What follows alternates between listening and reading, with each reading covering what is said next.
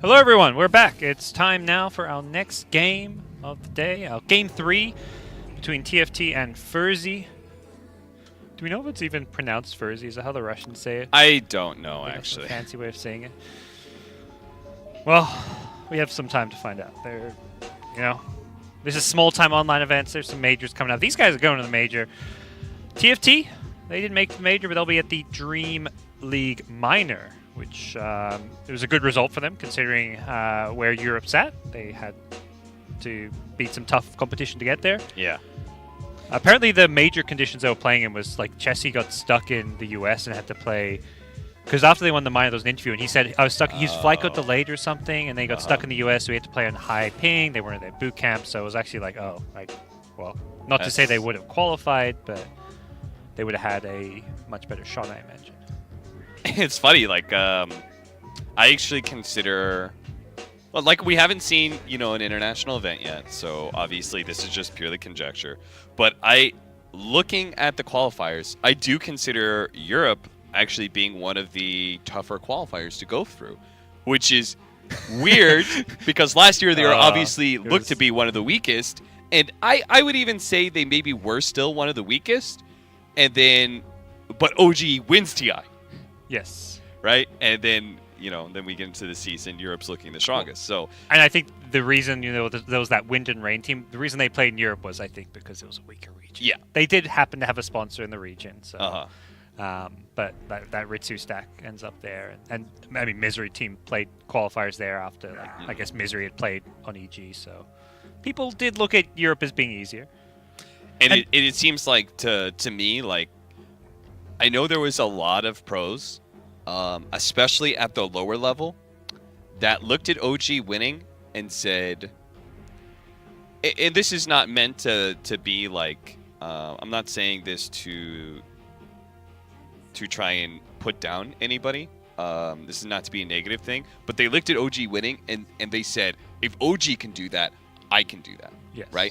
Because in part, because Mad and No Tail probably did not have the greatest reputations as being like really, really like big star players. Mad was out of it for a while, was coach for so long, and then all of a sudden comes back as a player. And even when he was a player, he wasn't considered like this fantastic player, right? And then he goes into coaching. He comes back. No one's really expecting him to be that good, and he does. He is actually that good, right? He actually performed so well at TI. It was amazing. So, like, I think a lot of other people looked at that and said, like, look at these other players who managed to win TI. Look at, like, Thompson. I run into him in pubs all the time, I could beat him and stuff like that. And they look at those teams and go, like, shit, we can do this. And they are revisiting Dota with, like, a renewed vigor and motivation at trying to be the best.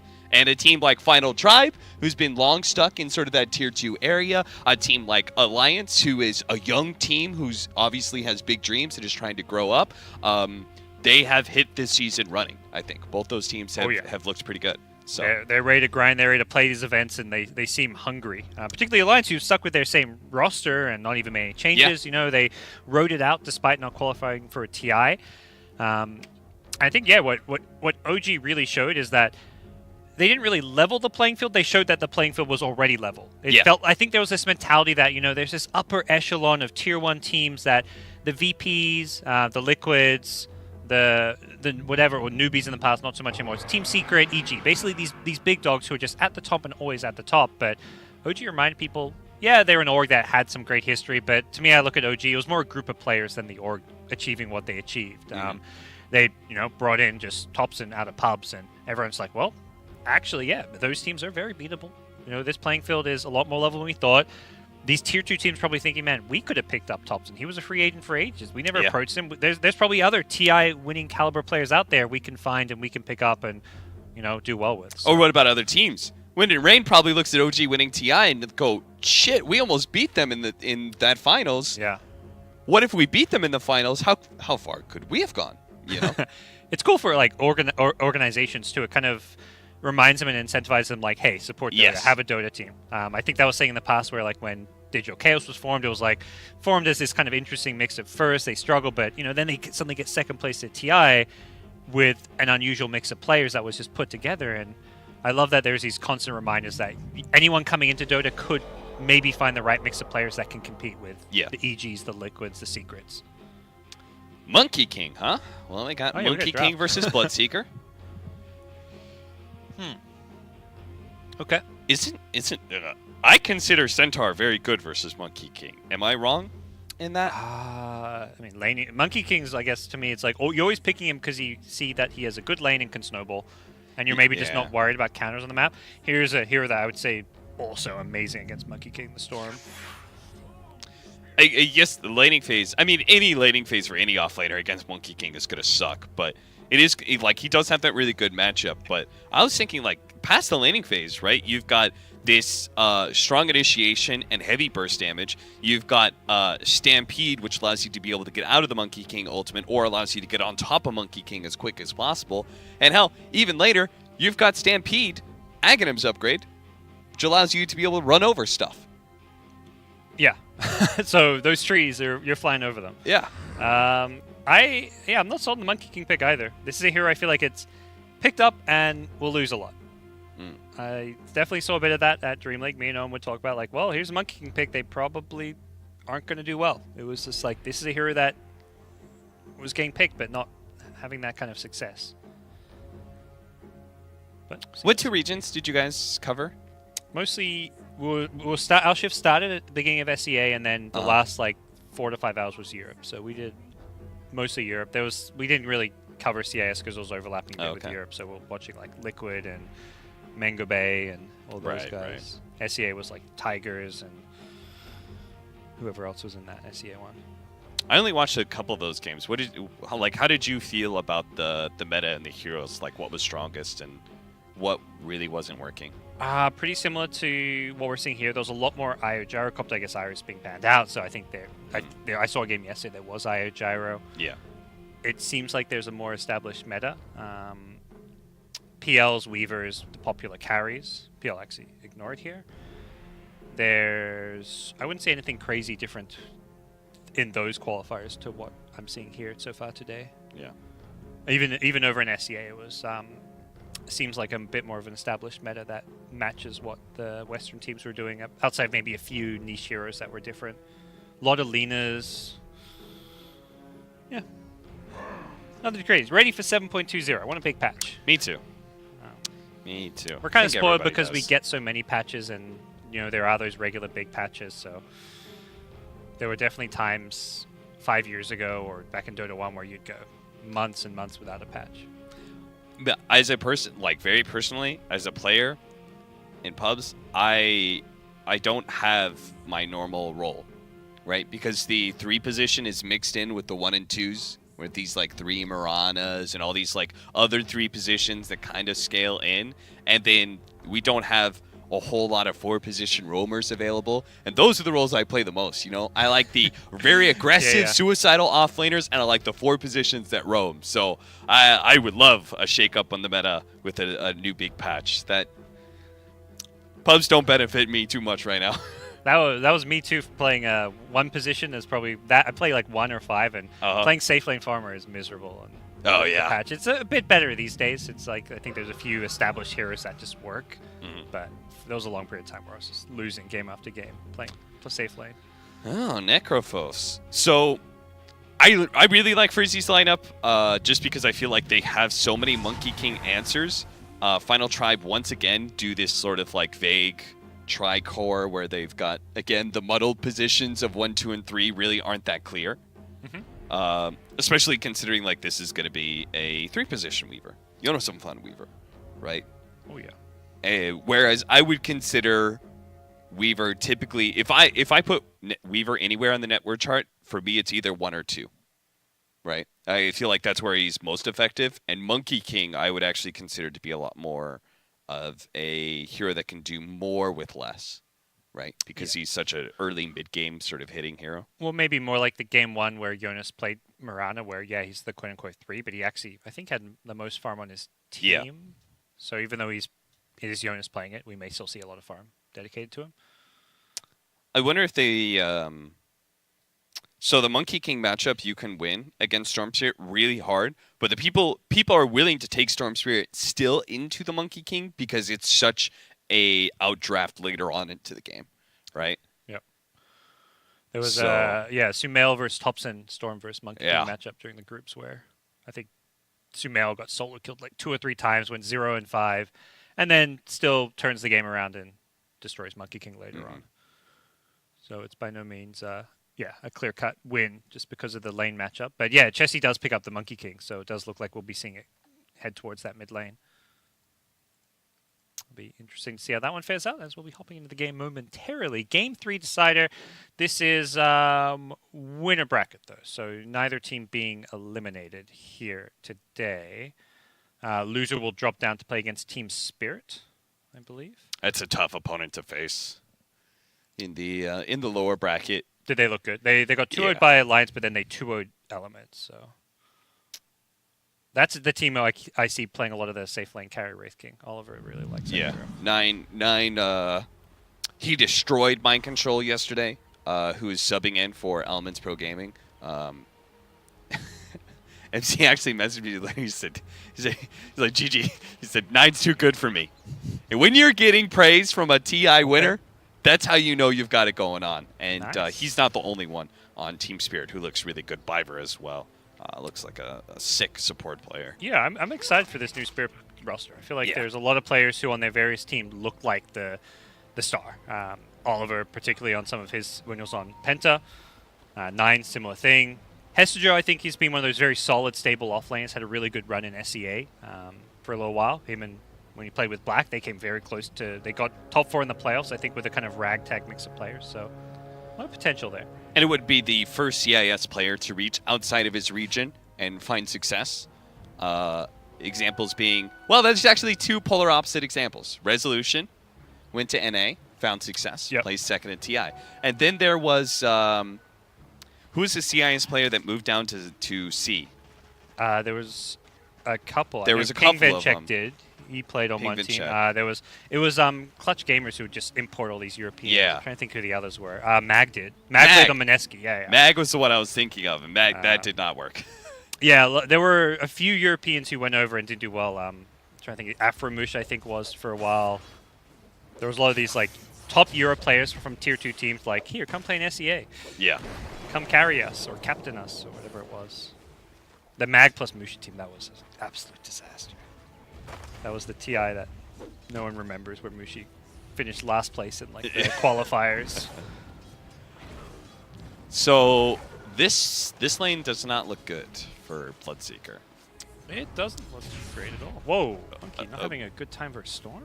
He went Orb of Venom first item, which I don't know. I am not sold on this as like a starting item just because of the gold investment to get it. Yeah. It is definitely one of those items that has like very high volatility on this Monkey King. Yeah. Because if you do successfully get all 4 hits and you get the lifesteal, then you can just really continue to dominate the game. But if you don't get that and you're left on 1 or 2 but taking a lot of damage in return on remnants and stuff, like this lane can very quickly fall apart for you. So even though it is a matchup that Monkey King can dominate, he still needs to play it perfect. Yeah, we'll see where he looks ahead item-wise. He's brought out some more tangos for himself, so probably see some fast boots picked up if wanted. Back at top, Frost getting very low from some early harass. And despite the damage going on Monkey King, he is, of course, winning that CS battle against the Storm Spirit. So quite what you'd expect. There's another promo code. Head on over to weplay.tv/codes if you guys want to win a gaming laptop potentially, or there's other prizes. I think there's some Dota 2 cosmetics, arcanas, and whatnot. Yeah, there's plushies and then the sleeping little yeah. guys. I don't remember what they're called. Yeah, there were. I had a call before the event with the guy who was like, "Oh, I got to talk about promo codes." He sounded so excited because he went to TI, the guy one of the guys organized, and got all this merchandise. Like, we're gonna give away this merchandise. I'm like, yeah, everyone knows the TI merchandise. He made it sound like some unique special thing they had. I was like, this is awesome. Like, I agree. It's great to give people a chance to win this stuff. But yeah, especially like so many people don't get the opportunity to go to TI and check out that stuff in person. But here we are. As WePlay's competition continues, we'll have a couple more days after today to round things off as we figure out our Reshuffle Madness winner. Top lane. Vanscore duking it out once again. This top lane, last game and this one, a bit of a bloodbath. He's suiting the Bloodseeker, who of course has the Thirst. God, Wyvern is such a good support. Did you guys see a lot of Wyvern? Yeah. Oh yeah, that was first pick. That was God. So yeah, we're doing a little hero board. Every game I'd just be like, I'm gonna grab Wyvern before it's picked. It was first pick. Played a lot of time in the offlane, spamming Splinter Blast. I think now that I don't know if Fadscore did this game, but most of the time I'm seeing Splinter Blast level 1 now. Yes. Yes. Just destroys lanes. I think that is the difference because Arctic Burn, when Wyvern was really strong, it was because Arctic Burn was super strong, and then it got nerfed. But Splinter Blast really hasn't changed that much. Yep. And that ability was also very good to be able to pick up level 1. It's just Arctic Bird was always picked by people. But now people realize, like, oh, I just spammed the lane with Splinter Blast and I win. Well, I think Splinter Blast used to have a much higher mana cost at early levels too, if I recall. It was like Yeah, one. that's possible. It's 150 at level 4. I want to say it was like 150 almost at all levels, or it was like scaling from like 140, 130 maybe. Yeah. Like 1 in 5 mana cost made a big difference for level 1. Or I'm just bullshitting and it's always been 1 in 5. Who knows? Don't worry, I'll get the facts for us. I'm on it. Yeah. So early first blood going TFT's way, as he did bring down Hanskin, but hey, Weaver dies. All right, that one was the old Centaur killing him off down in the bottom lane. King R on Rubik. This is one of those rare, like, really threatening Rubik duos. You know, Rubik isn't really much to talk about when it comes to laning phase presence, but telekinesis into Centaur Stomp, oh, that's a killer. They tried to go down bottom with the Weaver respawn, but Weaver just came back to lane. He's already dying. He's already dead. He just TP'd to lane. Oh, back to Fountain you go, Jonasson fan. That is not what you want to see. As bounty runes are coming up here. Looks like Frost will do enough to zone him away. Well, scary Rubik game. You mentioned he had a double damage there. I think he just did not respect the right-click damage potential. Looks like we're going to take another look. Is this the first or the second feed? It looks like it's the first. That's the one we missed on the camera. That was just a lift into a stomp with some right clicks, and then we, of course, did catch the second one. Weird. Well, do you remember it was ESL 1 Manila when King R played Rubik in that crazy Empire game? That was a team with like him, Poshka. That was not Rezo. Ramses was on that team at the time. They beat someone like EG or someone. How long ago was this? I don't remember this. It was the one that Chogra hosted, the ESL 1, where they had them. They put too much makeup on our face all the time. It was one that Wings Gaming won it. It was the they 3-0'd EG in the finals when everyone thought EG would dumpster them. But there was an Empire game at some point in the I think semifinals they were in maybe, where King R like had some crazy 60-minute insane Rubik game where he was stealing black holes and ravages and stuff. Yeah, King R is. He's like been around for a while, but it's like his games here on ferzee, he's been really impressive. So makes me wonder, like, why haven't I seen more of him? Yeah, you know, where do on these successful teams? Where do these amazing players go who have like a couple months where they're in the spotlight and do some crazy stuff, and then they're just gone? Yeah. For a few years, and they come back on one of these, you know, CIS teams that are reborn out of, you know, these win strikes, these odiums, whatever. It's just like, oh, here's a mix of 5 players of which you've heard of 3 or 4 of them, and then 1 new youngster who you haven't heard of. Yeah. Man, I feel like NA and CIS have they're very similar in that regard, in that they are so incestuous with their lineups that they just kind of like same here, same players, just swapped around. I would say they're very different in that CIS has way more depth of talent. Sure. NA is just, I mean, in terms of player size, there's just way fewer people playing NA. Yeah. Like, look at how many teams sign up to these open qualifiers. It's like, oh, CIS, 350 teams. NA, 40 teams. Yeah, for sure, for sure. So it's not like a CIS is better as a whole. It's just they have more players. But yeah, it is very much like the same group of people, and then you look for that new like youngster. Like, oh, here's Bryo. Like, here's this new kid. We're gonna try out. Or here's a CCNC. Monkey King, top CS right now. I like the fact that Final Tribe is trying to invade the Storm Spirits jungle multiple times. The Phoenix has done it. The Tusk has done it now. Just doesn't seem to quite be able to find the kill for the Monkey King to set up on. And his other jungle's been blocked and warded. So that bottom side had the big camp blocked, and the medium camp, there's vision on it. So It's kind of like they're funneling him towards that top shrine jungle area where they try and kill him. Back at mid, King Art's been gone on. Chessie gets pulled away out of the Ice Shard's block, but they will still get the kill. It feels like Monkey's won mid lane, but he maybe hasn't won it hard enough. I guess he's 25 denies is a lot. He's a full 2 levels ahead of Storm, so maybe it's actually... I think it's more the fact they haven't been successful in shutting down the Storm Spirit's jungle. I think that's the part, right? Like, he's still been able to get his levels. He's still been able to get decent CS out of the neutral camps, so... Yep. It does seem like Final Tribe did learn from last game, even if they're not facing a TA. They are putting a lot more effort into shutting down Afo and his jungling. It's not just mid lane where people being forced to jungle, it's the bottom lane. 2 lanes where ferzee feel like their cores just need to get out. Bloodseeker's in the jungle, Storm is. That's a pretty bad sign when you've got to vacate 2 lanes. Yeah, normally you operate with Bloodseeker being able to get the extra movement speed thanks to Thirst and people being low, but Monkey King has his own lifesteal. We're gonna watch Vanscore die. Yeah. Should be dying here. Bloodseeker tries something. That's just the Stampede, but he does end up getting chased down. Chessie's now showing up as well. I think he's going to have to bowl away from this one. Does have enough mana to get far enough away. So all 3 lanes, right? You've got Necrophos, who's constantly regenning up once they really establish that they won that lane.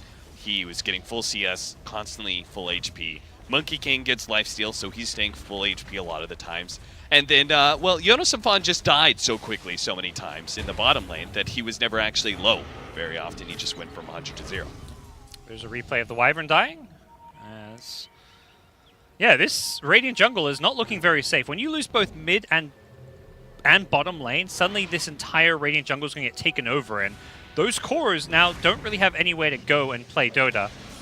As Chessie at top, trying to get some lifesteal kicking in. He has managed to get the Jingu stacks up. He's trying to right-click down King Art. Can they deal with him? Daxek on the Bloodseeker. He's getting 2-shotted here. Almost barely survives. They kill the Monkey King. Big, important kill for ferzee. They really needed that. Daxik is a wild man to Blood Rage the Monkey King. I can't believe he did that. That is so dangerous. That man has one of the largest lifesteals in the game, and then he also has this gigantic physical damage nuke. It worked. They played around him really well. They kited him just perfectly, but that just looked so risky.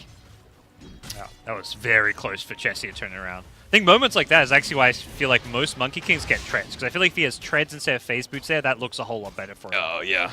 That just faster attack speed to get the lifesteal, get the Jingu up, and the extra bit of sustain from the strength treads as well.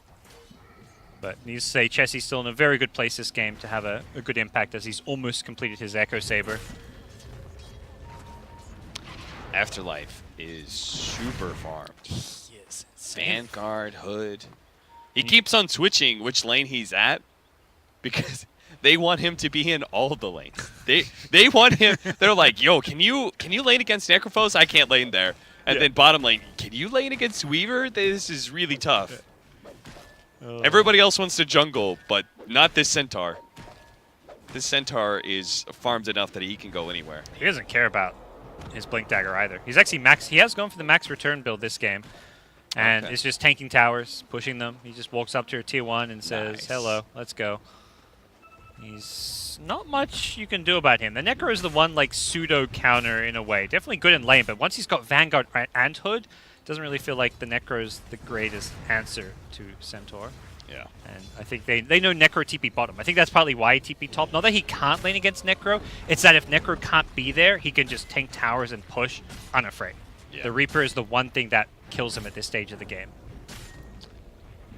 So Necro's trying to put an equal amount of pressure in the bottom lane, but it's just not the same. The Afterlife doing all this return damage back. Yep. See if they can maybe trade for this bottom tower. There's a Wyvern there as a potential setup. Ooh, that was close. He almost got in range of the telekinesis. Bottom lane Wyvern doing a good job just keeping that Splinter Blast to spam it out there. Our heroes rotating, and oh yeah, they've got vision. Monkey King goes jumping in.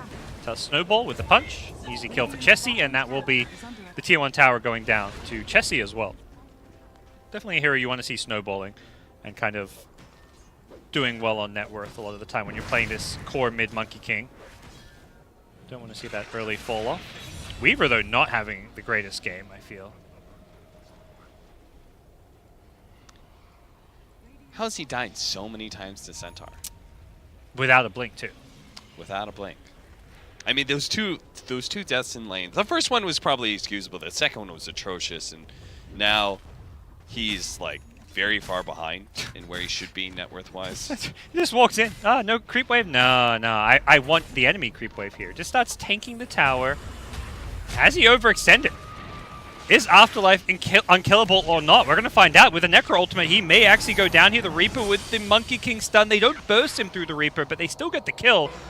He does overextend, tanking the tower shots with the creep wave. Didn't actually take that much damage, but did put himself very deep on the map.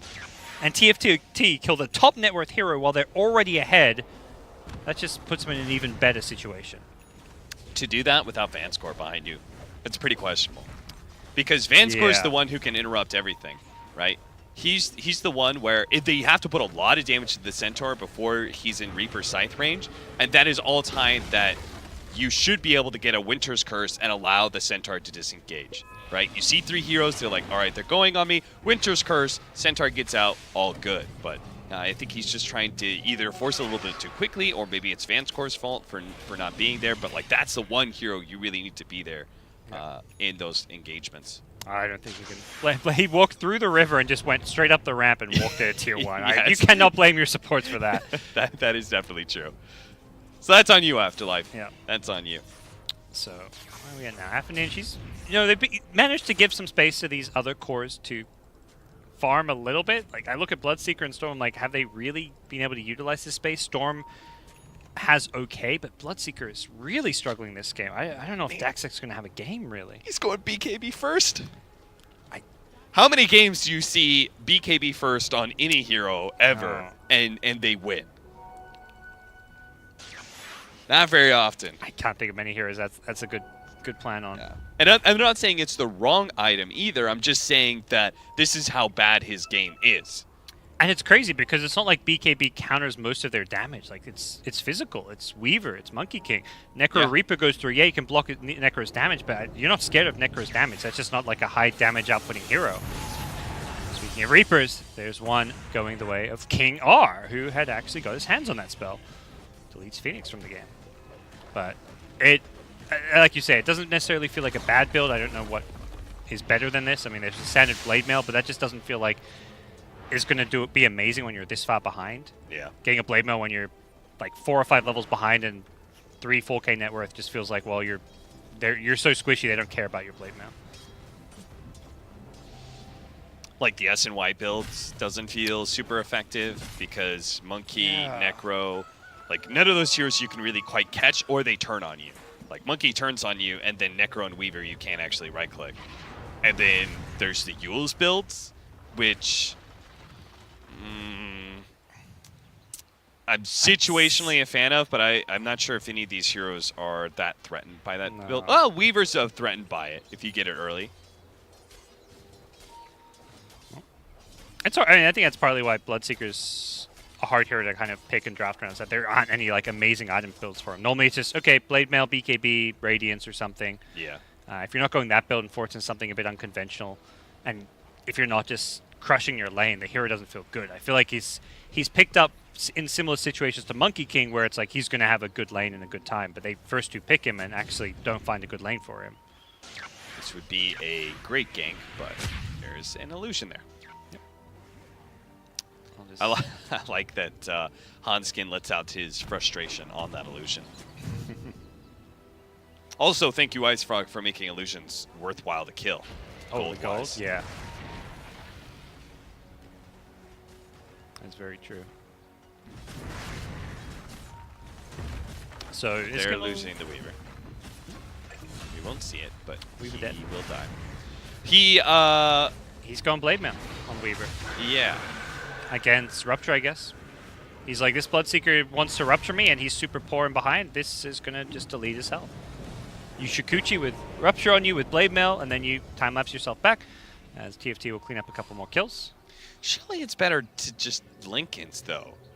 Right? Yeah, Linken's blocks Rupture, Winter's Curse, and Storm Spirit Initiation on you. It does sound pretty good. I feel like the Axe, I was about to say, the Axe is the other item. He does have that queued up next, that he's playing more of that 3 position where, it's like, yeah, I guess you can put Lincolns on your teammates, but This feels like I can be a 3 position and get these kind of cost-effective items like a Blade Mail, and then a saving item like an Ag Scepter that helps my team more than a Linken's does.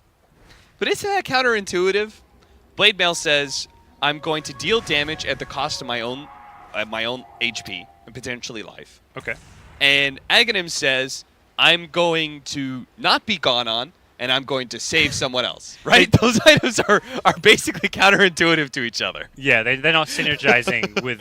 You cover your bases, you know. If they go on you, you're good. If they don't go on you, you're also good. Would be the argument, I guess so, sure. But, all right, but there is definitely, no direct synergy with how these two items will work together. I mean, Ags reduces time-ups cooldown significantly. I guess that's a small little... Nice so that's his plan. He's gonna run around taking damage and then time-lapse it as many times as possible. Yeah. I mean, at that point, the time-lapse cooldown is shorter than the Blade Mail, I think. Is that true? Level 3 time-lapse with Ags is like 20 seconds or something? Yeah, 15, 20. It's very low. I'm always surprised by, like, holy crap, how is that cooldown that low? I don't even know the cooldown on Blade Mail. 25 seconds. I just looked it up as well before making that statement. I was like, what's Blade Mail's cooldown? Let's figure this Blade one out. Mail is definitely one of those items you don't think about the cooldown because it's definitely it's one of those you use it once in a team fight. Most of the time because you die in that one team fight usage. Yeah, the recent patch actually nerfed it from 20 to 25 as well. Oh, so really? It used to be a bit shorter. Here we go. Bottom lane. Phoenix rotating down here. TFT, what are they looking to do? Do some D-Warden here. Phoenix not able to set anything up just yet. Error level 10. You go diving in, looking to start a fight here, but into a Winter's Curse he goes. Error, will he survive through this one? Yes, he does. Still has the egg as well.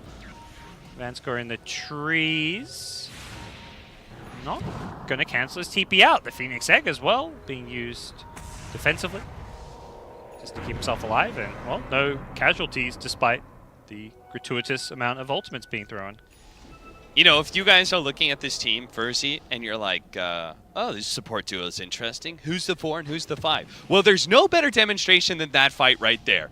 Winter Wyvern gives up his life so King R may survive, complete his Blink Dagger. There's a very established hierarchy between who is the top support and who is the bottom pitch. Rubik is farming well. He's got a Blink Dagger. He's 5k net worth plus. Has already had some good steals. I mean, this is a good Rubik game as far as potential steals. He had the Reaper earlier. He's got Shikuchi now. Like some plays that he can make as ferzee.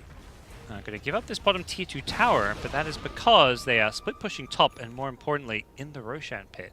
Centaur able to tank this one up. Use that return damage and just the Storm Arcane Rune. We've seen this one before. Is this going to be like game 2 though?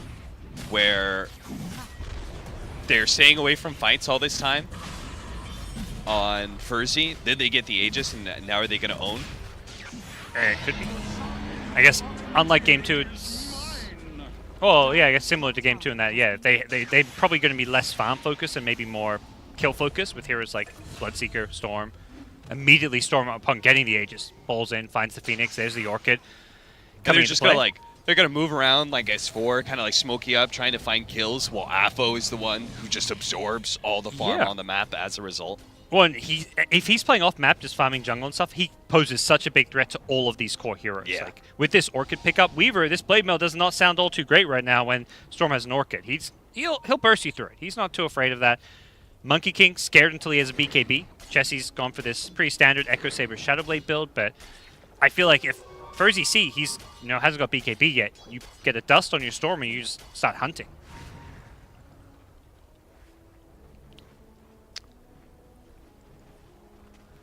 I think they're still hunting Yona some fun. And by I say I think, I know they're still hunting Yona some fun. I was like watching down bottom and I was like, oh, wait a second. And Storm got a Rupture on him. He bowled in from really far away, yeah. And Storm kills him. Yep. I think it was like a Telekinesis, Rupture, etc., etc. Not much we can do about that. Did pop his Blade Mail. Maybe you're right. It should have been a Linken's pickup. Now, my question is Final Tribe going to stay away from engagements for the next 4 minutes? The answer is no. Well, they're going to be forced into one. Here we go. Bottom lane. Things are heating up. A Winter's Curse was already used to set up for a Centaur stun here. Storm balls in on the backlines. He knows taking this Phoenix out, taking the egg away from this fight is going to set his team up for success. Dust is there. That means Chessie will go down. Nothing to stop Kansky. Yes, there is. Rubik Telekinesis steals the snowball as well for some style points. Great fight bottom, as TFT could not stay away from ferzee. What I'm learning about ferzee is they just like the support hierarchy, there's a strong understanding of the core hierarchy here, where Daxic is pretty low on the list, and Afo is the top dog. Yeah. No matter what. They are putting so many resources into making sure, like thinking about the stacking they did for the Templar Assassin, thinking about how much they're trying to protect this Storm Spirit's game in this game as well, how they're rotating around as like 3 or 4 either with the Storm Spirit or without him in order to create space for the Storm Spirit. Like, they are definitely putting it on Afo to win the game, both Game 2 and Game 3, and maybe looking back on Game 1, maybe that one as well.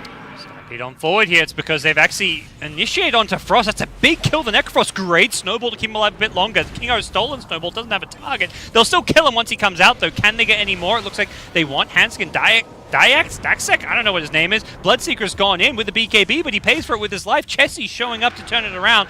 Winter's Curse now coming up. Will it set up a hoof stomp? Does he have it? It's on cooldown still, but doesn't look like it's going to matter. Storm goes down. He would have loved to have killed Chessie there with the Orchid, but instead loses his first life and forced to ball away without the Orchid up. So ends up being an okay trade for TFT, despite losing the Necro at the start of the fight.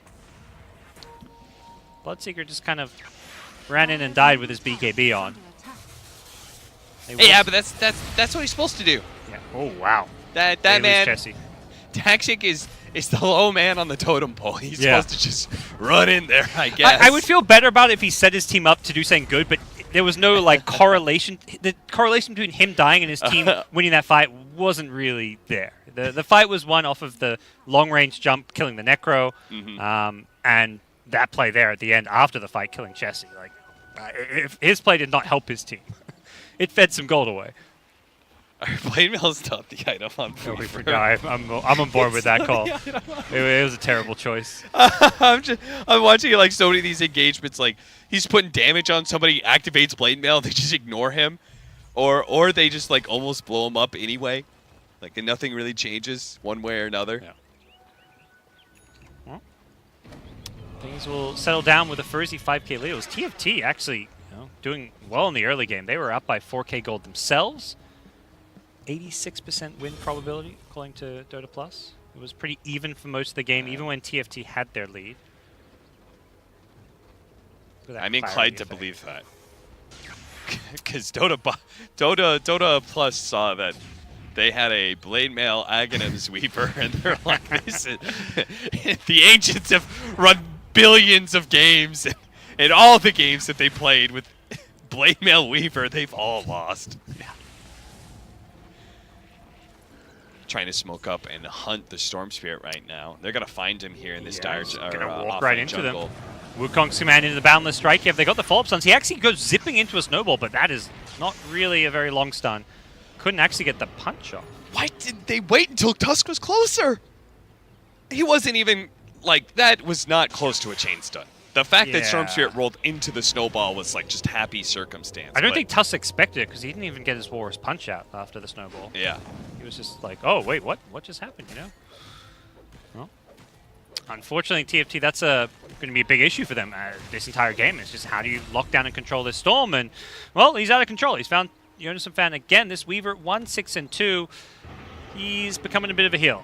Yeah, they coordinate that better. They kill the Storm Spirit with a fresh Bloodstone, and Jonas Amfan doesn't die with his Blade Mail, and he picks up an Aghanim Scepter. Yeah. So, like, these things, they snowball. They have effects later on in the game, and Final Tribe is already struggling to get anything. They're trying to work on BKB, Monkey King. Like, there's no item that any of these heroes are picking up, even when they grabbed the Radiance on Necrophos. Yeah, I didn't feel like the game changed at all. That was an item it feels like it is not a good item right now. Like, I'm not sure this added anything. At the same time, I don't know if there was an amazing item for him to pick up, but like, the Hex, it feels like, is essential at some point in this game. Sure. I wouldn't mind seeing like a, I don't know, 4-star, get a defensive item, then go into like a Hex or a Blink Hex type build so you can actually have some catch for Storm. So sure enough, Aegis is picked up. 5 minutes later, Final Tribe are in a full split push, we can't fight the enemy team mode. Yep. And we'll see if it works out better for them this time around, if they can scale better into the late game than they did their what were their cores? They had Mirana, Pugna, Tiny cores. Their lineup is, if it's better, it's not better by a large amount. Scaling into late game. Yeah, I agree with that. I think the Monkey King is kind of past his peak and on a decline already, and Weaver with this item build is almost certainly not a late game hero. Last game they were at least kind of itemizing for the late game on most of those heroes, like Tiny at least, Mirana to a certain extent. But I mean, Necro has a Radiance. I guess that's a good thing as far as this game dragging out a bit. And Storm not going to have, you know, that little bit of mischance and damage can mess with him. He's not going to have a BKB or anything along those lines. But Chessie's, he's just forced to play off map. Playing this Monkey King versus Storm matchup can be so miserable when you don't have a BKB. You're like, well, I'm trying to farm it, but if I show in a lane, I just die. Affinage has actually found him, goes bowling, and after him, still chasing. Oh, no, that's the wrong screen. I keep forgetting. I'll look down. I'm like, oh shit, there's a fight happening. It's my job. I'm the play-by-play guy. I'm supposed to talk about the action. Oh, he cut down the tree. Nice. Yeah. Oh, good snowball. They kept him alive, yeah, with the snowball, and the Phoenix Egg will kind of deter them from chasing further. At this point, Alpha Ninja's used most of his mana pool, so he is forced back. King R on the Rubik, Stampede and Shikuchi. Well, that's one way to get out of there. Not that they too much in tandem, but he gets back to safety ever so slightly, and similar to some other fights, nobody dies somehow. God, this will be the last time I talk about it, I swear to God. But if he had a Maelstrom, if he had a Linken's, any of these items, he would have killed Rubik like 10 times by now in all of these fights. He does no right-click damage to him, and every single time he doesn't have anything to protect, so he's either telekinesis or he gives away Shikuchi or something like. So many kills could have happened if Fiona Savant just went somewhat of a normal item build. And the thing is, they're preparing for late game too, so they want this hero to scale. Yeah, I think it's a very fair point to bring up, and I'm sure at this point, Jonas fully realizes it. I hope so. I imagine he has serious regrets about this, at least Blade Mail pickup. With that said, oh, wow, that's a big couple of kills as they catch both Necro and Tusk. You know, you're committed. At a certain point, you're like, well, I've already got this Blade Mail, and I've started building my I think the Axe is pretty reasonable. Yeah.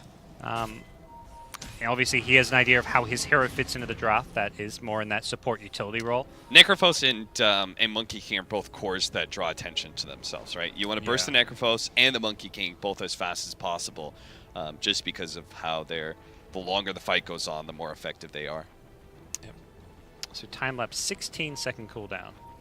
He's got a blink queued up, which I feel like the cast range on time-lapse doesn't require this. I wonder if there's something else he has in mind with this blink dagger on Weaver.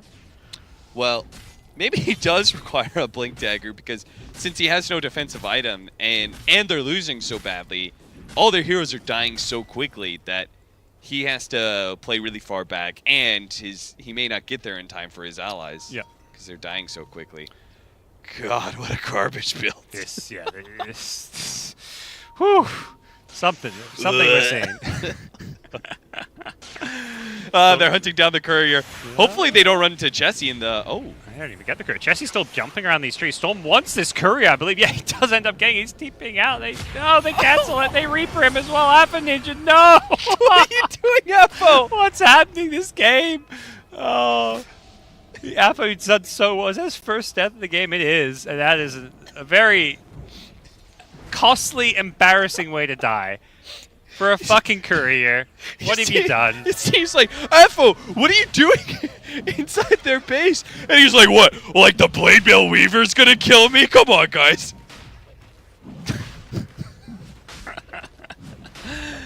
Overconfidence is a slow and insidious killer, Alpha. Oh! Bird's eye view of the Roshan. What's going on here?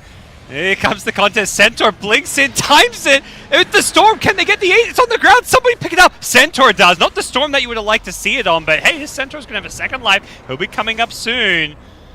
From the side comes in King R. He just gets 3-shot. He steals the egg. I don't think that's going to come off. It's a nice steal, a cute little play, but unlike Phoenix, you don't really have good ways to protect it. No Fire Spirits for you. Stampede on forward. Storm's back in. He's going to go on the backlines here. Catches out Chessie. Don't think Chessie's got a really good escape for this one. He gets silenced up before he can use his stun. He gets saved by the time lapse. Weaver keeping Chessie alive. He will still end up dying here. Jonas and fam, blade mail yourself away. No! It's on cooldown. He would have been fine if he had it. Probably not. What a mess at the Roshan pit. Oh, man. That was sick, though, from the Winter Wyvern. That was a great stomp in from the Centaur, follow-up Winter's Curse. Afterlife taking that Aegis away, killed so much of their fight, especially since Hunskin was super close to being able to save the Necrophos. That's the problem right now, is that their Monkey King inside of the ultimate, he operates as some sort of damage threat, but most of these heroes are so mobile that they don't stay there for long, especially now that they have the Ag Stampede from the Centaur. So it's the Necrophos that provides you all of your damage in this team fight. So the moment he goes down, ferzee are just available to play more and more aggressive and in and out in that team fight. Well, they followed up with a buyback on Necro being forced out and the tier 3 tower. So shrines are available, utilizing that Centaur return damage just to tank towers, bring them down, and I'll give ferzee some good map control here. As we'll see what they look to do with it. I imagine they're pretty happy with the status quo, even without the Aegis in hand. They're not in any rush to end this game. Feels like they've kind of got the better late game, mostly just because of Storm. I don't really rate Bloodseeker and what he's going to offer as this game drags out, but even his like level 20, 25 talents can give him a big boost, regardless. What are we going to do? It looks like Stormster is bowling around in this enemy jungle. What have they found here? It's another Winter's Curse setup here. Can they actually get on top of Chessie? He's on the trees. He's getting stunned up. He gets saved by the time-lapse once again. This Weaver helping turn around some pretty difficult situations for Chessie with the Reaper Sight. They're not going to kill the Centaur here. All of that health and health regen now kicking in, but it's not going to be enough. The Sun Ray, the damage over time, turns the fight away. I don't know how, but he did die somewhere. He died to Chessie in the middle of it all. Vanscore's being chased down with a snowball, and it's going to be a TFT Team 5 victory. This is where the Weaver Ags really has a big impact on the game. Bloodseeker, is there anything? Oh my gosh, that Ice Shards, it was good, but at the same time, he couldn't get through it. It blocked him off entirely, and it meant he couldn't punch him to stop the TP on out. So the fight starts with Stormseer zipping onto the Weaver, and Hunskin, great blink snowball, saves the Weaver. They end up together, and that's where the Winter's Curse, that's why they were all Winter's Curse together, is he followed that up after the snowball.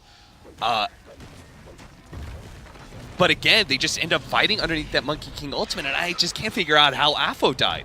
Like, he was fine. He zipped forward and almost instantly died. Maybe he got hit by, like, 3 statues at once. I'm not even sure Monkey King ultimate was still going on, but... Yeah, it was Monkey King ultimate that got the kill, but he wasn't hit by the Reaper, so that to me is, like, the main way he could die in a fight. Yeah. He's got Lincoln's now, but yeah, it was just Monkey King and... who knows? A tough snowball, a punch? Hopefully we see the replay again, because now Afo's sitting on 10 Bloodstone charges. And, well, fortunately he just found a regen rune. Yeah. So that's nice to have. He's only died twice these games, but both deaths... The first one we know, very avoidable and very costly. Although it did lead to a good Roshan fight, but that was not really as related to his death in a way. And that one there, yeah, it felt like a situation where he shouldn't be dying in a fight. There's nothing really to control or lock him down. If he's not getting Reapered, he should have a pretty free team fight. Yeah, I'm certain he could have.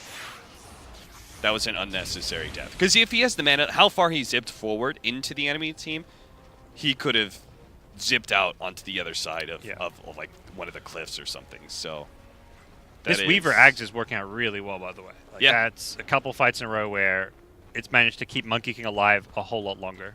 They have so much, such strong overt initiation on ferzee, where it's like Storm Spirit, goes all in on somebody, or they rupture somebody and try to follow that up with a bunch of damage that both the Snowball save as well as the Aghanim save of the Time-Lapse Weaver look pretty good. Now, what ferzee needs to be able to do is recognize that threat and not be committing so heavily. So what they need to do pretty much from here on out, commit, force the Monkey King to ultimate, stampede out, and then reinitiate as the Storm Spirit gets his mana back from all that regen. Yeah, put yourself in a place to take that win that second or third fight. Yeah. Like when they don't have ultimates. Even if Weaver still, 16-second cooldown, he'll have another time lapse, but ultimately you're not going to be in a situation where he saves someone and then you die to that hero. Like that's the issue in that fight, is that Chessie gets saved and then turns around and kills 2 or 3. Right. So we'll see where things go from here. Monkey, 3.5k gold. He's still sitting on his Shadowblade BKB. Hasn't really seen that strong item progression, and we'll see maybe... I want to say Basher might be a good item choice against the Storm Spirit here. Getting some extra lockdown. But at the same time, not easy to itemize as a Monkey King. The same way Bloodseeker, I think, has kind of struggled a bit this game to itemize. It's just like one of those scenarios where how do you take these team fights as a melee carry? It's an interesting choice. Shadowblade straight into Nullifier for the Bloodseeker, which will give him a lot of opportunities, I guess, for being able to get a strong initiation on Necrophos or Monkey King. Storm just utilizing those late game runes, finds a quick kill, gets out. That's the Weaver. He has an Aeon Disc queued up, which will protect him against that. And I think he knows they may start focusing. That's the other thing you can do. Rather than not over-committing to that first kill, if you're killing Weaver or Storm's jumping Weaver, you can go all in on the Monkey King with your other 3 or 4 heroes. Yeah. But that does, of course, require that good initiation. Speaking of which, here comes ferzee. They see Frost here. They've got a Rupture, which they're going to throw on him to start things off. They pull him back with the Telekinesis. That does some immediate damage here. Weaver wants to TP on in. Can they keep Frost alive with the Snowball? You betcha they can. They go snowballing him forward. Monkey King ultimate as well. They've committed pretty hard for this one. And this is exactly what ferzee maybe didn't want to do, but the Reaper doesn't finish off the Centaur. He does get the Stampede off. He's still running away. The Weaver just has no damage whatsoever. Winter's Curse thrown out as well. Where's the death going to come? It's probably going to be Vanscore's Wyvern, who cold embraces himself. He does not have a way out. Somehow Centaur lives through it all, and one hero dies through it all. There was, of course, the Weaver buyback, so all in all, a win for ferzee.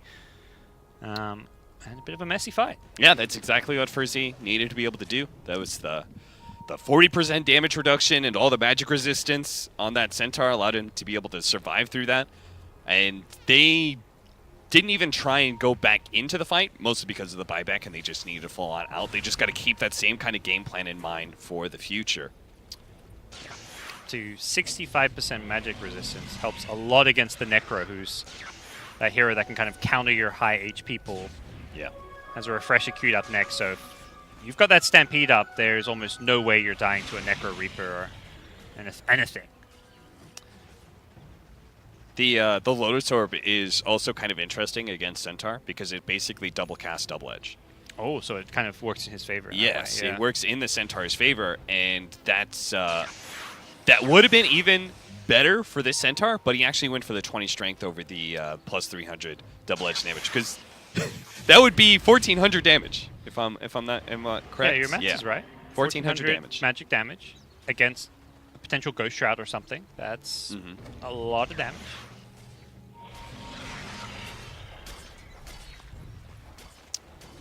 ferzee going to push out this mid lane and fall back for a smoke here. See what gets found here. Beetles from Weaver can always scout them out if they do go for Roshan, which has not respawned just yet. That's probably the motivation for this smoke gank here. They want to try and set things up. Dire Side are able to scout the Weaver bugs, the Sigil. So Observer Ward is going to be placed and immediately dewarded. Jonas Fan gets caught out here. Are they going to go on this kill? It doesn't look like they want to fully commit for this one. They know there's a potential snowball save, and there we go. It comes in now. The Storm still holding on to his spells from the side. Goes bowling in now, but there's the Monkey King ult. They need to disengage. You kind of mentioned this needs to be the new game plan. And they get out. Monkey King Wukong committed. Now they probably feel a lot more confident taking a team fight. They don't have Stampede. They don't have Winter's Curse, but those are pretty short cooldowns, particularly the Stampede. It's going to be up on a 60-second cooldown, so back up in about 30 seconds from now. Even the Winter's Curse is a much shorter cooldown than the Wukong's command. Yeah, to be honest, like Wukong's command is both your defense and offense, so Monkey King's just not a hero without it. And they're going to immediately smoke back up here. They want to go take another fight. Now that Monkey King used his ultimate, they're just so reliant on that for damage, it feels like, that they think they can take any kind of a fight here. They're going to go immediately jumping on in, but once again, they're being kited around here. They can't really do a whole lot. Center on the front lines in the Ice Shards. He's just getting focused down. There's the Reaper. It gets him low. It doesn't actually kill him off here. The Cold Embrace will not save his life. He does still end up dying, as Centaur does not have buyback for this one. And despite the initial kill, the initial Wukong being used, they don't actually turn the next fight in their favor, in large part due to a great Ice Shard block. They're not done here. Storm going to go bowling back in as TFT look to press the issue even further. Era gets reaped by King R, gets Lotus Orb back, I believe. They're going to both end up going down there. Chessie getting credited the kill. Immediate buyback from the Phoenix here as Storm Spirit trying to do what he can with the help of Daxak in the back lines. They've managed to get another kill onto the supporting cast and Chessie's Monkey King, as both TFT supports will buy back.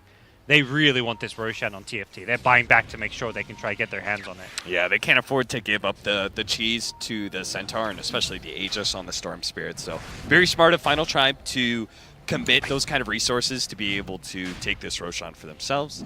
Will they be able to get it fast enough? This is not really a great Roshan lineup. They've got the bugs, of course, but this is a Weaver Necro. These are not Rosh specialists when your Weaver has Blade Mail Aghanim Scepter. So it's a very slow Roshan. It's definitely something to be concerned about. It really is taking forever. Yeah. Finally, the next round of bugs come out. No. Oh, he balls in, but perhaps a little bit too soon. Roshan was still fairly healthy, and that's most of his mana pool. He's going to go back in. Oh, no! Afo, no! Oh, should be dead. Yep. He commits 80% of his mana pool for that first zip. I think he must have done it from really far away. Which I think is, if he gets there closer, that's the right idea. But once you mistime that first jump, you can't jump back in with no mana. No. Or, I mean, you can, but you have to get the Aegis. And at that point, you're making such a high-risk replay, I don't think it's not worth it. That is a low percentage play, Afo, just like the balling forward to kill the courier and TPing out. Low percentage play, my dude. Oh, that was... And they were ready. They had the snowball already being channeled on Roshan too, so they were ready to kind of queue up that insta-stun should he ball in. Not to say that makes the Aegis steal impossible, but it makes it even lower percent. Very poor choices being made by the Storm Spirit at this point. And, well, that gives Aegis to the Weaver, who's not the best Aegis carrier, but it does give him that self-protection. He'll be ignored in these upcoming fights, I imagine, but that will allow him to get numerous time lapses off at his leisure. Yeah, it's going to be... It's already kind of tough to burst down these heroes fast enough. You get a time lapse, and then you start running out of damage. You start putting the damage back into the Necrophos to the Monkey King or whatever, and it's just going to be probably too slow. There's going to be another round of time lapses. So this is going to be ferzee. They have to play the really stupid Storm Spirit game where they just kind of like they sit inside their base for the most part and let Afo push out the creep waves by balling in and preventing Final Tribe from going to high ground. I don't think that they should actively try and fight into Aegis and Cheese. Especially with the Weaver time-lapse, unless there is some sort of overextension from TFT. Yeah. Well, TFT will see just how they approach this push, whether they slow and steady or try and rush things along a bit more. Frost on the front lines here. With that Heart of Tarask, he brought down kind of low, but yep, there's the time-lapse. Just use that for some heal. Afo's scaring me a little bit because where he's stopping is in range of disables. Yeah. Even though there's not much, it still could be like a blink punch or whatever it may be. Yeah, or the Monkey King laying down the slammer. Yep. That's... You gotta be a little careful. He's the guy they prioritize, and worked out for them in game 1, but here we are. Oh, sorry, worked out for them in game 2. Here we are in game 3, and it's again the Storm Spirit, and he needs to be careful not to get picked off any further or make those kind of misplays that we've seen from him in this game. Almost has the Bloodthorn, which will help a lot for being able to burst down a hero, but again, the time lapse is a problem. Yeah, it's a big problem. They need a more chaotic fight, and that's why I'm saying like they can't really let TFT get into the high ground area. Is basically because all high ground pushes are very well set up where there's one hero in front and there's 4 heroes behind, and that's exactly what ferzee can't afford to have. They can't initiate on the obvious frontline hero. They need to have a more chaotic fight where they catch a Phoenix or Weaver out of position, or like they catch the Phoenix and the Weaver's just not close enough to be able to save him, for example. Like they need one of those kind of engagements. Yeah. Something that forces out abilities for them to back up and then re-engage later. Yeah, they need to be going on like 3 or 4 heroes at once, not to kill all 3 or 4 heroes, but to distract people. Like distract a Weaver, keep him split between different targets. Yeah. Even like a Winter's Curse being used on a Weaver while you go on a different target sounds like a decent way to, take a fight, because that hero will actually die if Weaver is being disabled. Someone like Rubik just prioritizing disabling Weaver while other people get focused could go a long way. This build is definitely going on a Reddit thread somewhere. One of those, like, the guess which hero this is sort of deal. Yeah. Because you look at this and you just would not expect Weaver, but he finally does pick up that Blink Dagger. Yeah, what would you think this is? Blink Axe Blade Mail A on this? Like a Necrophos, maybe. Yeah. Yeah, for sure, actually. They got the Scythe, so now they've got a even better instant disable. All the other ones are a little bit slow. Walrus Punch and the Staff, Boundless Strike. He does have Lincolns, and that's something Necro does not break. Yeah. He's going to need a teammate on, or he has to commit a Reaper, but even that has a cast time, so unlikely. So they're probably still going to have to hit him with the Boundless Strike to give them time to be able to Scythe Reaper or, you know. Why do they even break Lincolns with this game?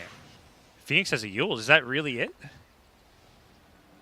I mean, I honestly think you might just like scything it might not be the worst idea in the Scythe world. into Reaper, sure. Here you go, TFT charging forward onto the high ground. They found Vanscore. The Lotus Orb on the Winter's Curse. That locks Vanscore in place as well, so they've actually set themselves up to bring down the Winter Wyvern.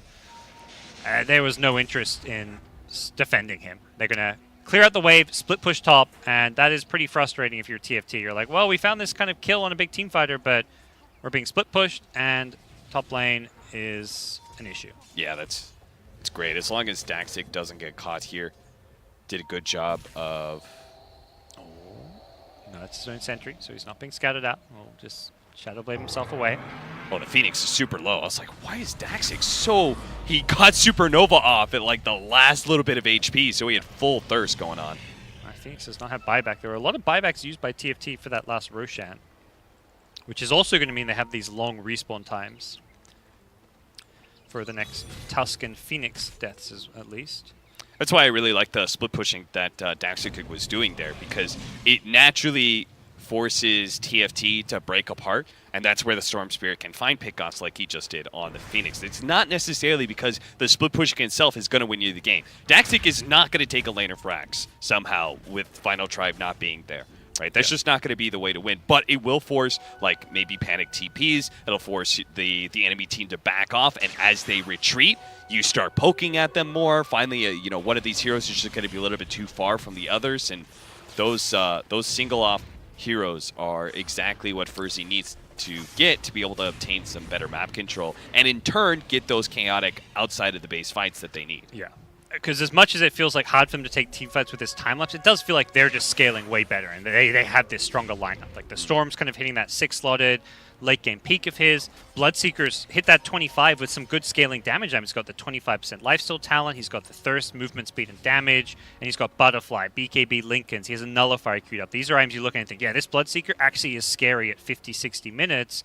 And the dire side, yeah, the Weaver build we keep bringing up, it's great. It's been useful to have this Ag Scepter, but it doesn't feel like it's going to win you the game on its own. And a Bloodseeker with Nullifier against Necrophos is going to cause Necrophos some problems. It's tough to... there's just one more thing, right, with the pushing, is that Final Tribe, the Monkey King is only a carry underneath Wukong's command. Right, and Absolutely so that's why yeah. you like to be able to push into the enemy base. You lay out the Wukong's command inside their base, and you either take the lane of Rax or they're forced to fight into it. But in these other engagements, it's a lot tougher to be able to have an effective ultimate. Yep. And I'm just looking at this Monkey King and looking at his items, and as a right clicker alone, he's not going to be able to win fights for you. So you're relying on this ultimate that is not always reliable. Like you're talking about Storm, he just bowls out of it, fighting away from the ultimate, and that's, I think, the biggest reason that Monkey King does fall off in these late game scenarios when you're on even footing. If you're, like you say, if you're pushing it, you can make up for it by just laying it down and taking a Rex. Would you consider Aghanim Scepter on Bloodseeker? Just for what, multi-charges? Yeah, just multiple charges. It's like it stays through time lapse sort of thing. It's like one of those deals that you can help get more damage out, or do you think he's going the right build where it's just like you just try and get as much right click potential out of your... I think this is the right build at this point with how this game's panning out. I mean, the Ruptures, there's no Lincolns or anything. You're kind of guaranteed to get them off, but... Yeah. I think so too, especially because you don't have something that really forces people to move around. Yeah. Right? It's well, TFT who are the stationary team. Yeah, they right? want to have that fight in one place and just stay there with the Wukong's command. So yeah. Rupture in that sense doesn't necessarily work great against that. I haven't felt like we've seen amazing value from Rupture in any of the fights this game. Like, it's set up some okay scenarios, but it's not been like the key spell for Radiant in any ways. I like that Era's going for an Aeon Disc rather than an Aghanim Scepter. First of all, one more saving mechanism probably isn't necessary right now, but mostly because of the fact that he is one of their biggest team fighting heroes, and he keeps on like being initiated on. So he needs a way to protect himself in case the Weaver or the Hanskin Tusk aren't able to do so. Yep, I'd agree with that. I think other items like Centra's Refresher, I like this a lot too, queued up. I think you look at what I was thinking, what are the big important spells in these fights, and I think Stampede has been one of those for Radiant. So we're looking at double Stampede, just longer damage mitigation. If you are caught in a Wukong's command, you can just pop that ultimate, run out of it, your entire team, and whoever is stuck in it, maybe getting disabled, isn't in as bad of a situation. And it's a counter to Hex. Like, that hero that's hexed up suddenly has max movement speed and can just fly his little sheep dash over some cliffs and stuff. He's going to be fine. I don't think someone who's hexed, like a Storm that gets hexed, is even going to die if Stampede is used. A lot of farm going the Dire's way still, but like these items just don't really answer the Storm problem all too well. Roshan, though, has worked out pretty well for TFT at large parts during this game, but will it be the same here? Into the pit they go, double damage on Chessie, feeling like they can bring this down nice and quick, but there is going to be a Bloodbright silencing up Frost here against Winter's Curse. That's going to try and set some things up here, but you've got to imagine, yeah, Jonas is going to time-lapse him back to full health. Not really the best Winter's Curse by any means, and Chessie's still working on the Roshan. Storm going bowling on over it, just getting some vision for his team with the Remnants in the pit. Chessie getting very low, trying to BKB commit for this one. Throws out the Wukong's command, wants to commit for Roshan. Boundless Strike is there. He's not got any Jingu for the lifesteal. Storm goes bowling into Roche. Roche still healthy. Chessie, he gets time-lapse! Oh, at the last second, he gets healed back up. He turns the fight around, and TFT, Roche has been their saving grace this game in some ways. And it continues to be the case as Alpha Ninja makes his second flub around the pit. He was so close to being able to bring down Chessie, and once you kill Chessie, maybe you are the one who actually kills Roshan and pick up Aegis, but boy, I'm not sure if they just need to start that fight sooner while time-lapse is on cooldown, or it is an interesting conundrum when it's a Roshan fight for ferzee. Press back in their base. They've got to hold this one. Daxak, look at that damage. He just he gets destroys Chessie. Oh, and Jonas is next in line, taking out the Weaver. No more time lapse to worry about. Chessie respawning. Yeah, it's going to be brought down immediately as Weaver does buy back, but not much he can do. And yeah, this is Bloodseeker entering full carry mode. I feel like he's finally showing up this game. You know, Daxak has been the guy. He's third tier core this game. Like, oh, we don't care about our Bloodseeker's game. And now he's like, guys, I'm here. I exist. I'll do some work for us. I don't know if Afterlife tried to predict where the Weaver was going to be, or if he was just simply trying to get a stomp onto Chessie. But the fact that he goes for the stomp right as the Weaver blinks in and tries to go for the time-lapse, and he gets hit by the stomp, not only does it kill Jonas Afan, which is massive, but then also being able to take down Chessie's first life in the process. Boy, that was such a huge play. Yeah. I mean, that's how I feel like they need to approach these fights more, is somehow finding and getting on top of Weaver. Not everyone does. You don't have to kill him, but you can't just go on, like we saw at the Roshan pit, it's go on these couple of heroes, you have no vision of Weaver, you can't stop time-lapse, he just gets multiple time-lapses off in the span of that long drawn-out team fight that you're not winning it. Yeah. Well, they immediately smoke up here. They know there's a couple heroes dead, 20 seconds without Monkey King. He does have buyback, as you'd expect at this stage of the game, but they're perhaps thinking they can get a jump and force a fight or a pick off before he does respawn, but there's only a small window to do that now, and got to imagine TFT will be playing this pretty safe, cards close to their chest on the high ground. King stealing that Monkey King tree dance. What's he going to find up here? Doesn't look like a whole lot. Dire do not see him, though, as he is going to go jumping down, though. So Weaver threw out some pink, so they at least know that King R has that ability. And so they'll be a little bit wary. Because that would be a great way to initiate, right? Both Scout and Initiate is being able to blink down and get the telekinesis. Grab an important hero like that Phoenix. But now that Final Tribe are the ones who finally slip up and make a mistake, ferzee get a lot of objectives in the process. Oh, yeah. Now, 5 out of 6 of these cores do not have buyback for 5 minutes after that fight. Only the Monkey King does, and he's probably one of those heroes that if he buys back and doesn't have ultimate, doesn't feel all too scary. So we're kind of effectively in a game without buybacks if either team wants to risk going for any kind of big plays or maneuvers now. Storm is, of course, going to keep looking for those high-impact late-game runes. Finds an Arcane Rune. And with double runes coming into play, Storm is, I think, happy that his team have a bit more map control right now. Yeah, absolutely. If you get the Arcane Rune plus double damage, that's quite the potent combo. Center has Refresher for this next upcoming fight as that's great. TFT smoking up, looking to start this one off. Will they dare venture across the river? It's kind of a scary thought going from low ground to high ground, but they are going to loop around. Era off to the side. What can they find here with this? Era's already casting the Fire Spirits. I think he knows they're about to run into them. Gets caught by a Winter's Curse. Can they actually go in? It looks like, again, these Winter's Curse used more defensively. Great three-man stun coming in from Chessie, but they may just be able to run away from this Wukong's command. That's going to be a long cooldown. Oh, Vanscore still alive. Inside the blood, right, protecting him, actually, as the Lotus Orb as well is on his back, and he's going to call to brace himself, buy some more time here. Storm zipping all over the place. Surely he's got no mana left, and that's the case. There's 2 minutes dead as the Wyvern deleted. Do they push high ground? No, that's great. Ice shards. Yeah, that's just going to allow Chessie to go in and just wreak havoc on top. He has to use the Stampede just to get out of the shards, and TFT are going to push up onto the high ground. Rupture on a Chessie could be in a bit of a tough situation here. He's just completely stuck in place here. Bloodseeker goes charging in. Another Reaper Scythe coming out. Not going to find a kill, though, as Bloodseeker can be pressed back now.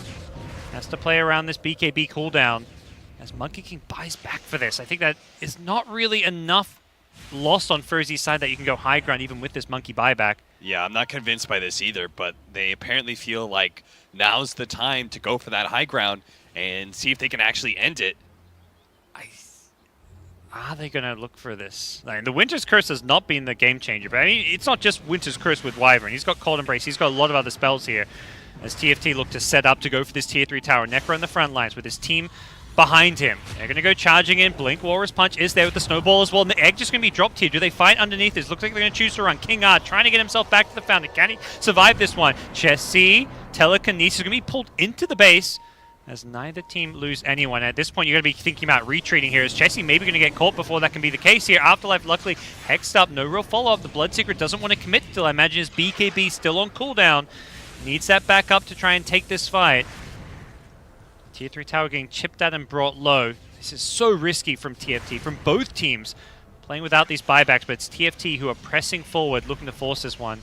Ninja's like, I'm just going to push out this mid lane. I feel like he's not using his mana that efficiently in these fights. For sure. Every time I see him, it's just like flying across the entire screen, and half his mana pool is just gone like that. The slow damage is really a problem of the Storm Spirit being able to go in from Fountain, zip out, get some damage, and then back out, because they can't just keep time-lapsing for every 1,000 damage that happens. See, unlike the Monkey King in that example, when he's at half HP, he can't go hit the tier 3 tower, right? Because he's not convinced he has enough to survive through the burst before the time-lapse goes off, and even if they do time-lapse him, well, he's still going to go back to half HP. So it really is tough for Final Tribe in that regard to be able to push high ground, but at the same time, it's also the best place for them because it's around one area that ferzee are forced to fight into. So yeah, it's this weird little problem. They just have to be able to find the Storm Spirit solution, and so far they haven't been able to get it for a little while. We saw like Chessie try and throw out Boundless Strikes just like vaguely towards the direction of where Storm Spirit's going, but Apo's playing a lot more careful in that regard, and he's zipping just farther with his mana to make sure he can't get caught. Yeah, so the inefficiency is really more him just playing it safe, which, if anything, we've been asking for him to do at times. So that is definitely true. We're going to get into buyback territory now. Yep. The next minute. So everyone, I would feel like if I'm ferzee, I'm going to play more aggressive because my buybacks are coming up, because I feel like I should be able to win the game, and also being aggressive is just better for you. Again, you want those chaotic fights outside of your base if possible. Yeah, and Storm Spirit's just going to use buyback better than most heroes as well. Weaver was exactly where Storm is. Oh, no, in a second he will be. They are smoked up on ferzee's side. Storm going to go zipping in. Yeah, that's where the Weaver was, kind of waiting, but he didn't have a way to break the Lincolns to get the Hex on him. As here we go, miss Hoof Stomp initiation. Centaur going to immediately Stampede, knowing he needs to kind of reposition his team. There's the KO team fight, going to get a Winter's Curse off him. Weaver dead for 2 minutes. No buyback just yet. It should be up pretty soon, 45 seconds, so imagine ferzee may want to take this fight once his egg wears off, as well as the Wukong's command. Once those are down, TFT are going to really lack options to kind of hold their ground and do anything and take a team fight here. They haven't got that time, let's say. After Ninja just goes flying in from afar. Wolf look to focus on air. Has he got the damage for this one? You betcha. No way to save him this time as Bloodseeker's in there as well. In the middle of things with the BKB. He takes down the Necrophos with the help of the Nullifier, and now they take Tusk down as well. Buybacks will be coming up on both Weaver and Necro fairly soon. Necros has come back up. Weaver's in 15 seconds. So this is why these teams are taking these fights. Those buybacks from that fight 6 or 7 minutes ago. Back up. Monkey King still does not. He used his recently, so 4 minutes without the Monkey King buyback. And ferzee show that they are so much stronger and scarier when these buybacks come into play. Yeah, and now that we've, they had the gold for the buybacks before that team fight, so now we're getting into the territory where all these heroes can also, they can buy back and they can buy an item, which makes it so they can get, Boots of Travel. And I'm looking at it now. Afo and Daxic both have Boots of Travels queued up on them. So when they do die, if they feel like they can just end the game, buy back, buy the Boots of Travel, get in there to an aggressive fight, this time on the side of Final Tribe. And you know how, the owning the zone area works really well for Final Tribe? You would assume that means that defending base is also very easy for them. But I think if ferzee plays this correctly, they just get all lane control. They push out all the lanes at once, and they just kind of poke and prod. If you throw the Monkey King ultimate in the mid lane, we're going to go and stampede our way up to top, right? I think that's the kind of mindset that ferzee needs to have to successfully start taking some objectives. We'll see if that's going to be an adjustment there. Both teams perhaps eyeing off Roshan. Once these buybacks are starting to be used here, Necros and Tusk being most recently used, as well as Phoenix, but Necro, the big core hero, Roshan suddenly becomes top priority. Because good news is we're kind of approaching that stage of the game where most of these heroes are 6-slot, so for someone like a Storm or Monkey King to pick it up, you're looking at dropping a big item at least. A lot harder to use those. Abyssal Blade for the Bloodseeker is his next item. Can definitely afford the Basher right now if he wants to. TFT, they smoked up. They were hoping for a bounty rune fight, and they may actually find one here, as Vanskor are actually alone. Didn't manage to pick up the bounty rune, gets picked off. TFT were hoping perhaps for bigger prizes, but hey, it's still a kill, and it still perhaps sets them up to get into the Roshan pit. Oh, no. Oh, no. Is this Alpha Ninja round 3 of Roche fails? Oh, no. Maybe this time, ferzee, you just push down mid. Just push down mid and go for Throne, or go for Rax. He scouts it again. There's his mana pool gone, though. It's the same thing where he just uses a lot of mana to kind of check it out. You normally want to get closer for that zip so that you can zip in and out and still have 75% of your mana pool left. They're looking to force this one. They drop the Wukongs just to try and secure it. Storm's back in. He doesn't time it, and he gets out. This time, he does not go for a re-enter. That would have been a big mistake. You got to just go for that ball lightning, try and time it. Whoa, Daxic? He's in the middle of things. Oh! Gets kept alive, though. Bloodseeker, can he turn this one around? Somehow, Frost is maybe going to be the target now instead. He's caught under the Blood Rage. He gets silenced up. Absolutely destroyed. He's got an Aegis. He's going to be respawning in a second. And can he get kept alive? Doesn't look like that's the case.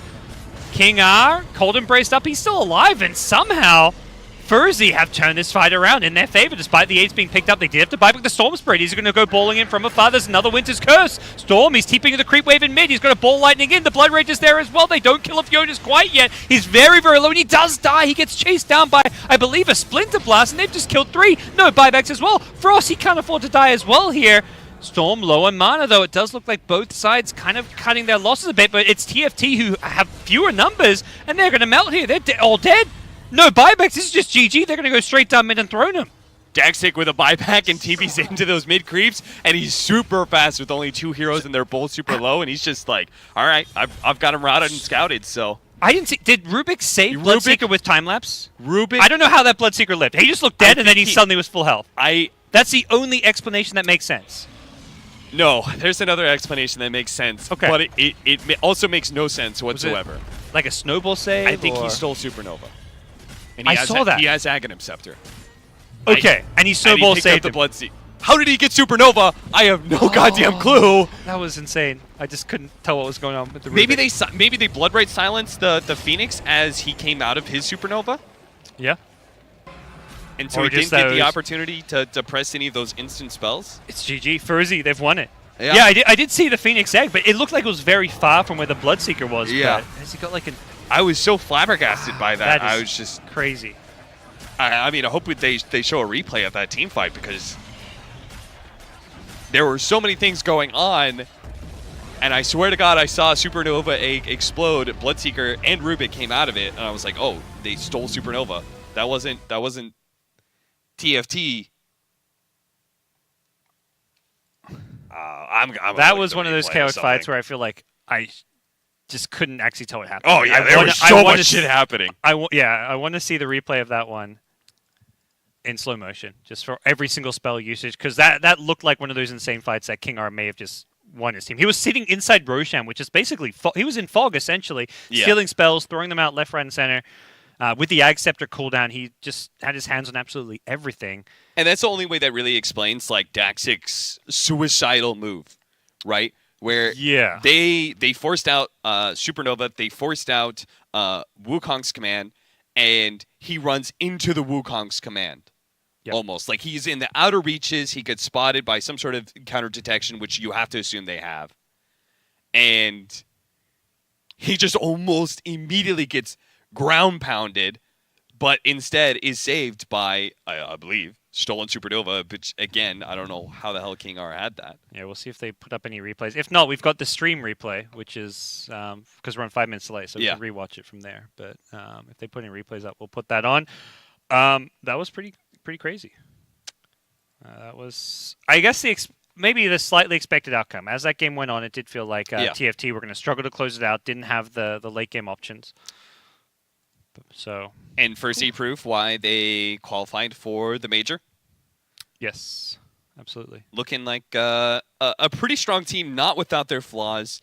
AFO, I mean, this game I think should have been a lot more open and shut if he doesn't have 3 different deaths that are all completely unnecessary and momentum losing. Not game losing, but momentum losing, right? You had Bloodstone on all 3 of those deaths as well, right? He could have been such a powerful Storm Spirit. Remember all those times you were talking about, like, oh, he's out of mana again. Like, imagine if he doesn't lose a bunch of Bloodstone charges, and he also is able to, like, actually get some more kills because he has more mana regen, etc., etc. So, you know, AFO definitely needed to chill out a little bit more in this game, but he did a great job carrying game 2, and when he wasn't dying unnecessarily, he did do a good job in game 3. Like, he targeted the Weaver in some of those later game engagements.